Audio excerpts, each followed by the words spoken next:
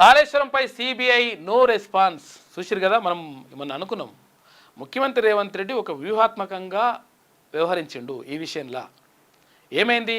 కాళేశ్వరం కేసును ఎవరికి అప్పగించిండు? తీసుకుపోయి సిబిఐకి అప్పగించిండు. సిబిఐకి ఉన్న ఆధారాలను కూడా ఇచ్చేసిండు. ఇచ్చేసిన తర్వాత ఇప్పుడు ఎవరి పని అది? ఒకవేళ రాష్ట్రంలో ఉండదనుకో, సిట్టు విచారణ చేస్తుంటే ఏమైందని చెప్పేసి అడుగుతారు కదా అందరూ. అట్లా కాకుండా సిబిఐకి ఇవ్వాలని చెప్పేసి అక్కడ కేంద్ర మంత్రి కిషన్ రెడ్డి తర్వాత వీళ్ళందరూ కూడా డిమాండ్ చేసిండ్రు. భారతీయ జనతా పార్టీ నేతలు కూడా డిమాండ్ చేసిండ్రు, ఇస్తే మంచిగా ఉంటుందని. ఇప్పుడు కేంద్రం కోర్టునే వేసి పడేసిండు.